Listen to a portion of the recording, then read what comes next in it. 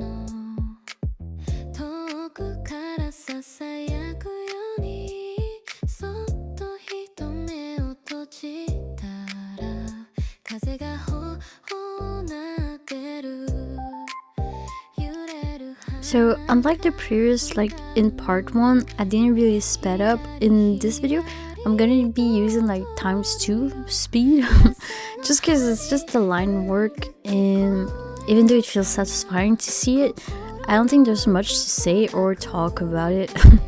So the most of it has been like sped up.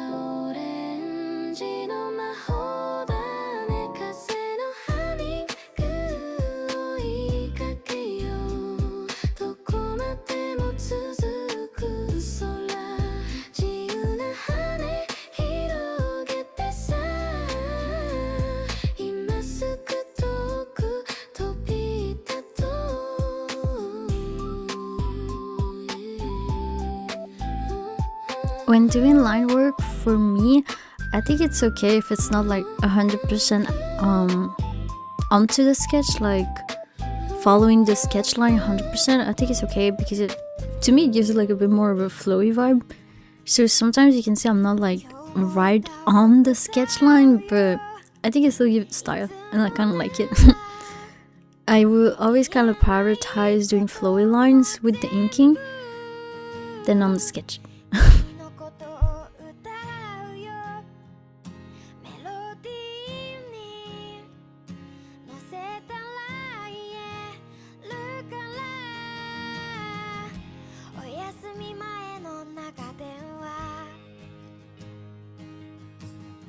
So once again, we can say thank you Gresham for those little square because that was his skin. But also if you notice, it might look like I'm pressing hard on the pen, but that's just because it doesn't really have any more ink inside. So I like kind of he's juiced out.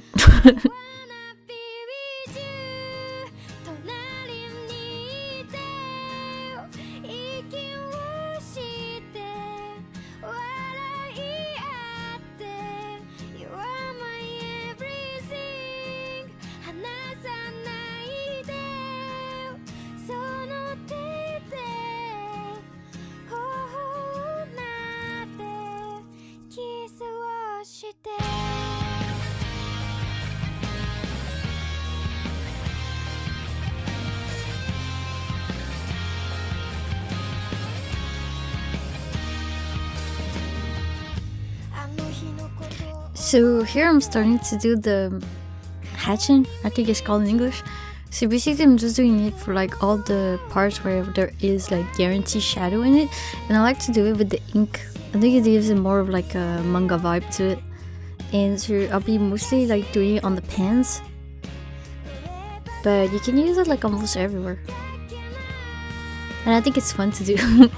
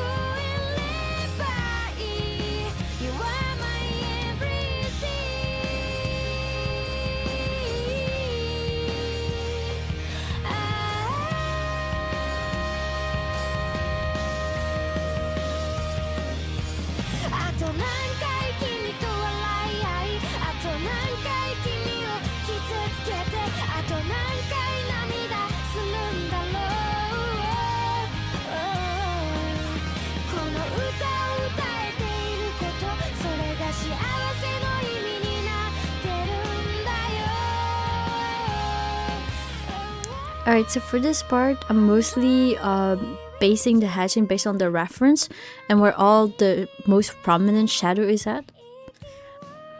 Actually, you see me think because in the reference picture next to Tide, there's like, you see the map, so I suppose there was no piece of clothing there. But then looking back, I think it's part of his outfit that I should have probably done. But on this moment, I was just like, oh, I guess it's just like a cable or something. So I didn't really notice it. But in retrospection, I do think it's part of the outfit.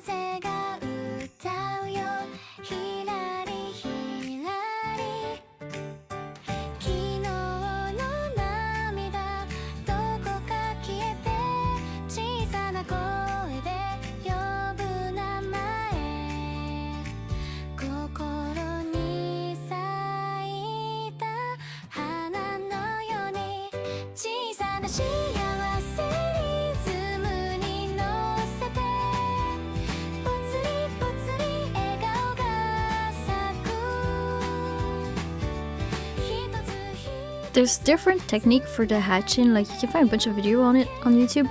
I like them all the same direction, right? Except like 2, 3 where like they have to follow kind of the object movement and the shape of the object, but most of the time I'd rather use the same direction for all the hatching. It makes more sense. But that's like for me.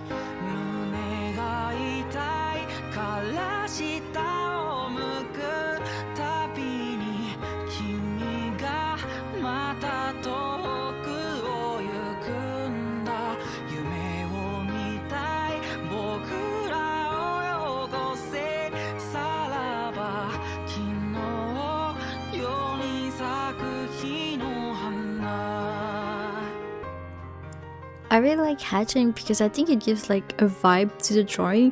So I would suggest everyone to like, if you're a new artist, of course, to try it. I think it gives you like a really like manga vibe to it, and I think it's really cool. It gives it also a bit more of texture to the drawing instead of like having to draw like a big blob of shadow. Like it gives it more like texture and more vibe to it. 水に映る花を見ていたああ水に霞む月を見ていた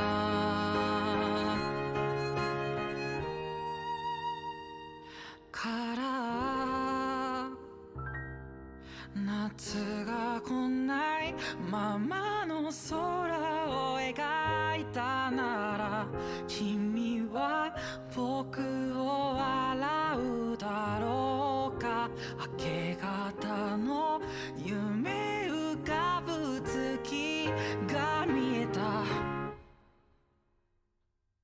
空朝が来ないままで息ができたなら遠い夏の向こうへ Alright, now is the Pepega part of the video. I'm still new to watercolor and I've been learning through other YouTube videos. So I might do stuff wrong, but this is the technique that I liked, and it was just like doing all the translucent stuff of Genji, like the dragon and the yellow ring, like the halo he has when he ults, to be done with watercolor, because I thought it was just gonna be just easier, and I really like that, because especially for the dragon, the blue came out like pretty well, I think. And for Genji himself, since it's more detail based and it's more like solid colors, I use markers. いの色夜明けとったる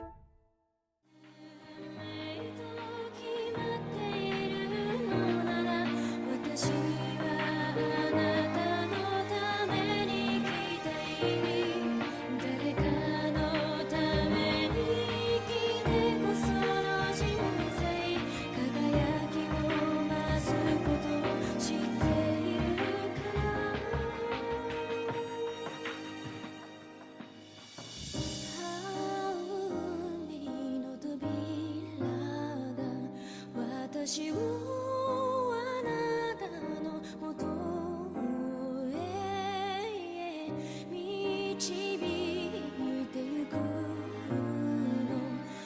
新しい何かが始まる予感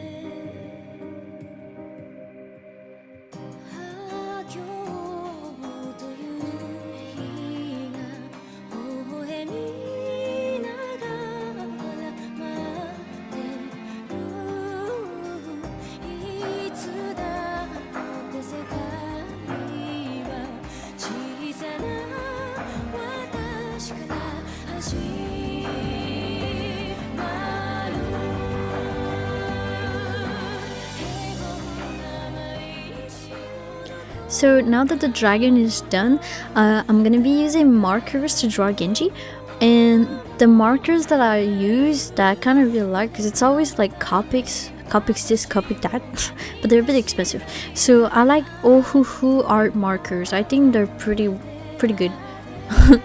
And also you can see me using like this reference sheet where I just draw like blobs of colors with the markers to see like what looks most like the reference pictures.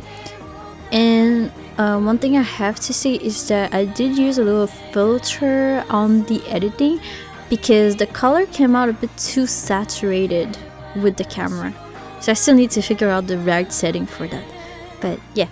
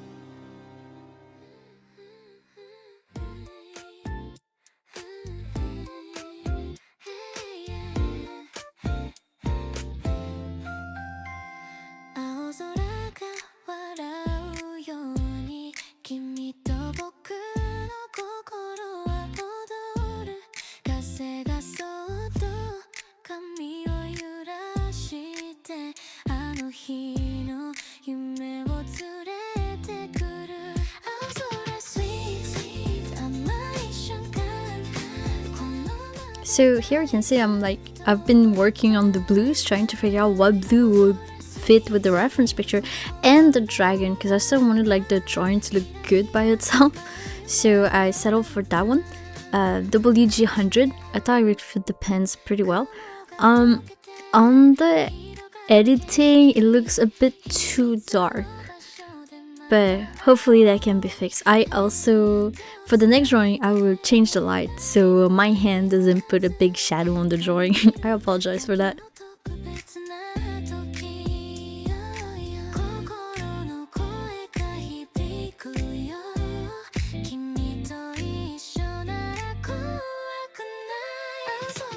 So for the pens, I used the marker, and the way I draw it, I like went back on it twice or 3 times on it to make shadows using the same marker.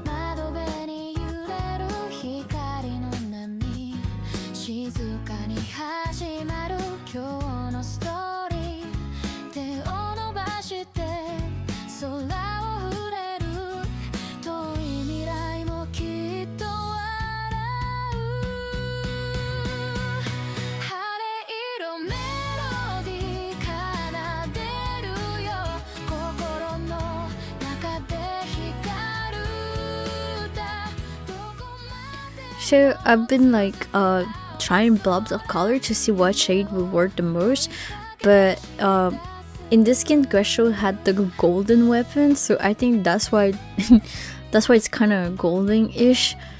Also the sword too. it looks a bit like out of colors. It's because he had the golden weapon equipped. It's not my fault.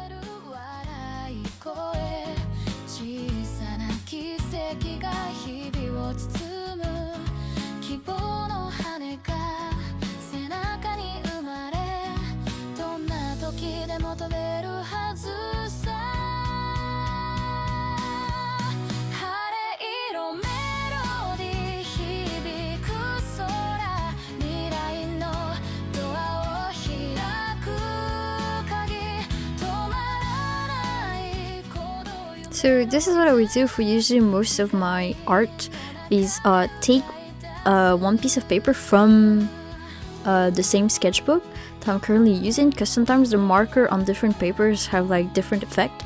So I wanted to see what it would look like fully dried up and everything. So I would just like draw some line, then write the name of it, and then circle the colors that I would be taking.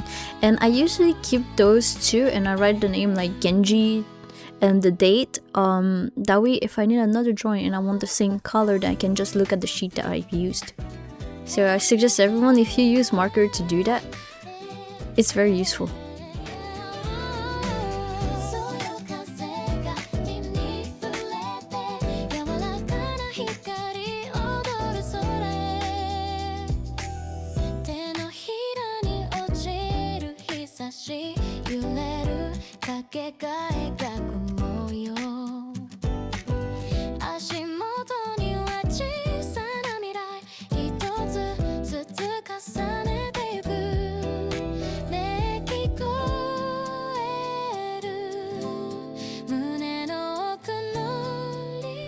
So here, the dragon, the dragon has kind of like a derpy face. Like his eyes are looking toward two different directions. And so I was trying to look at the reference picture, but when on my drawing it looks so stupid. But that's how he is, I swear. That's what he does. Like he has two eyes looking at different directions. It's kind of stupid. Not my fault.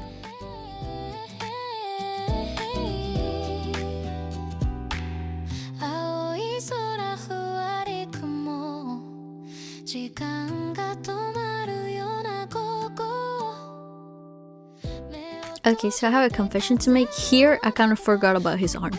So I realized when doing the dragon, I was like, wait, hold up, that's Genji's arm right there. So thank God I wrote the name of the pen that I was using, because otherwise I wouldn't know what color I've used.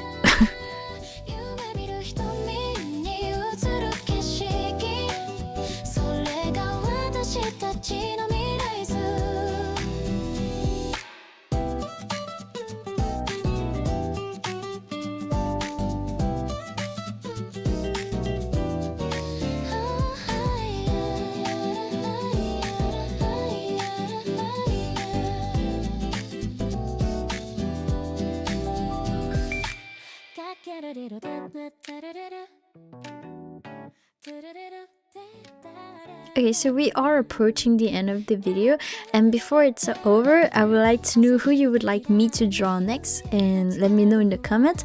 Also, let me know if you like seeing the color process of it or not. I know I'm not the best to color it, but I really have fun doing this. But if you guys would rather just see the sketching part and the line art, let me know too. And yeah, the next video should be from the Scuffwatch playlist, which is funny Overwatch moment. Thank you for watching, and I hope you enjoy. Bye!